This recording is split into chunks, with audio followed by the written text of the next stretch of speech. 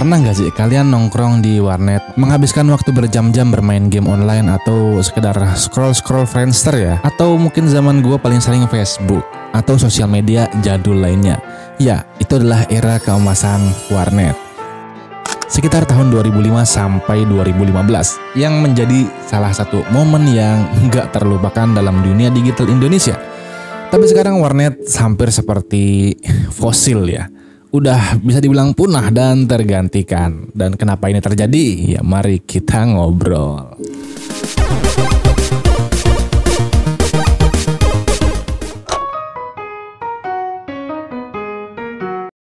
Warnet dulu itu adalah tempat yang serba ada.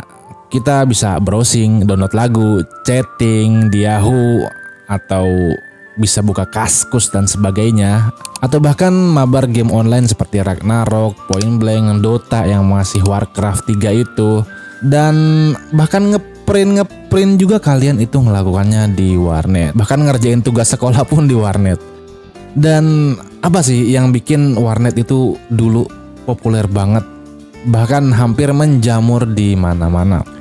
Sebenarnya ada beberapa alasan yang membuat warnet itu sangat populer. Yang pertama adalah akses internet yang terbatas pada saat itu ya. Pada masa itu internet rumah itu masih mahal dan belum ada fiber optik yang kayak sekarang ini. Jadi warnet itu adalah menjadi solusi yang paling praktis untuk terhubung ke internet.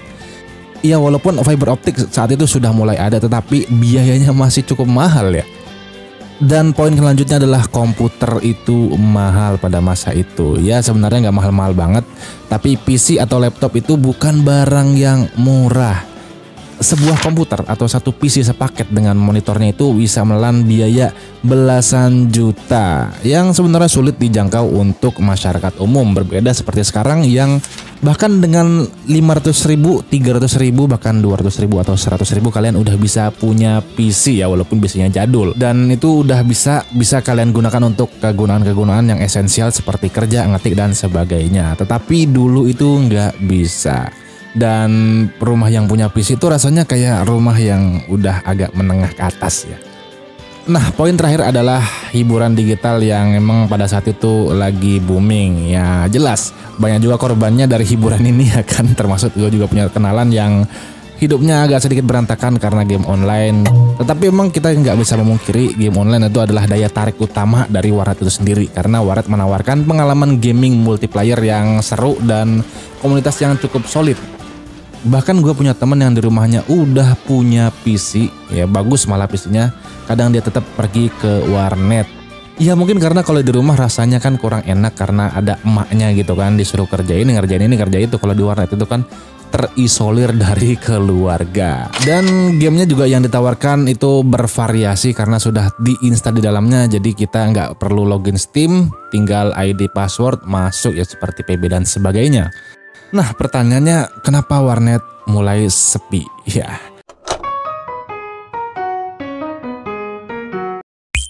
ini semua berubah ketika teknologi berkembang ya. Kita nggak bisa memungkiri dunia itu berubah, teknologi juga berkembang. Warnet yang dulunya itu berjaya mulai ditinggalkan ya karena ada beberapa alasan warnet itu akhirnya kalah dalam pertarungan ini ya, dalam dunia market ya. Kan pada akhirnya itu adalah service yang ditawarkan oleh warnet itu sudah kurang relevan. Ada beberapa faktor yang membuat warnet itu mulai dibilang sepi ya, bisa dibilang sepi. Yang pertama adalah karena internet semakin kesini semakin murah dan semakin cepat. Saat ini kita bisa mendapatkan paket internet yang murah dengan kecepatan yang sangat tinggi atau bahkan cukup tinggi langsung dari ponsel atau rumah ya.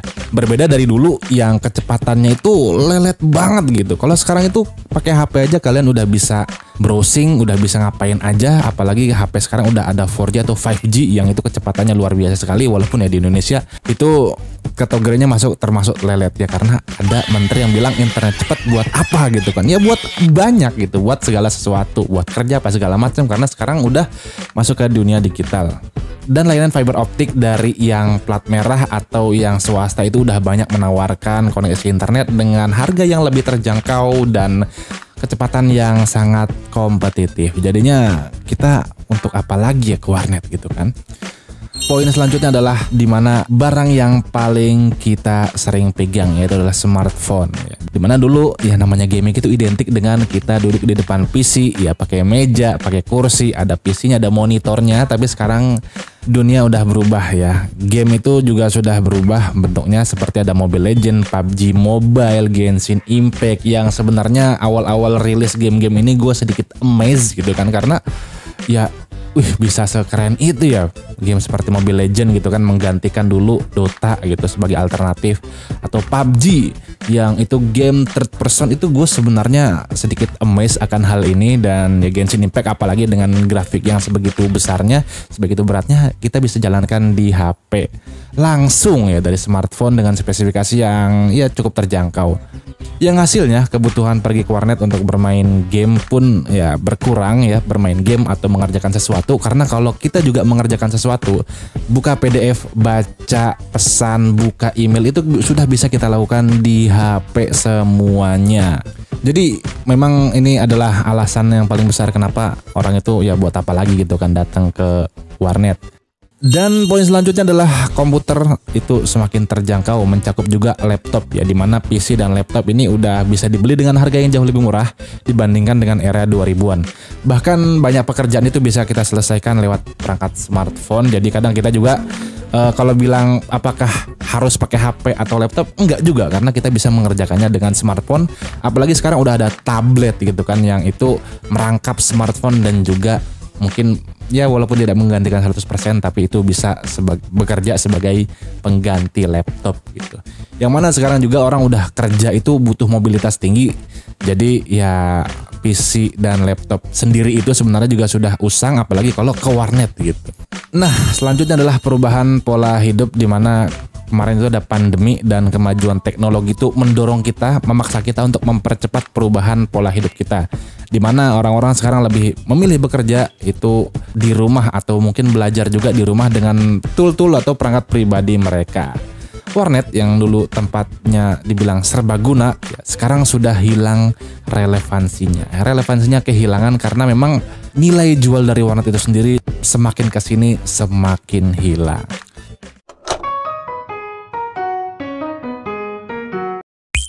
Tapi tunggu dulu, bukan berarti warnet sepenuhnya punah. Beberapa warnet yang beradaptasi dengan kebutuhan zaman masih bertahan. Seperti ada gaming center atau esport arena, yang dimana gaming cafe dengan perangkat yang high-end yang menjadi tempat nongkrong baru bagi gamer yang cukup hardcore atau mungkin yang sangat kompetitif.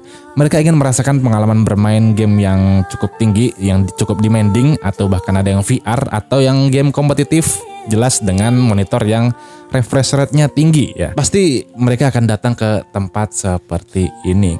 Karena memang PC-PC ini kalau kita menggunakan kantong sendiri itu harganya tidak murah.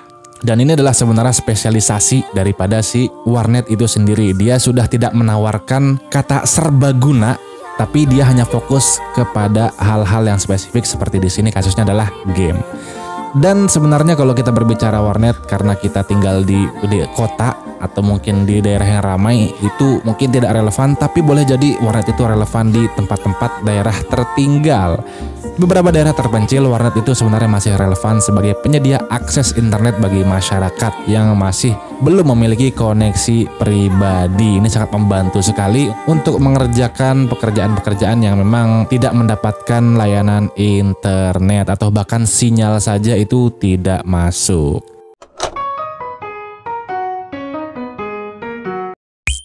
Jawabannya adalah mungkin nggak sepenuhnya, selama masih ada kebutuhan unik yang nggak bisa dipenuhi oleh perangkat pribadi. Warnet dalam bentuk tertentu akan tetap bertahan, tetapi ada satu hal yang pasti, warnet tradisional yang dulu kita kenal mungkin hanya akan tinggal kenangan. Selama tinggal warnet itu udah tinggal kenangan-kenangan kita yang harus kita tinggalkan dan kita harus move on. Warnet adalah bagian dari sejarah teknologi dan budaya kita. Di tempat itu kita banyak sekali mendapatkan pengalaman, mendapatkan cerita, sharing, dan juga di sana mendapatkan teman baru. Di mana banyak dari kita itu pertama kali mengenal internet melewati warnet.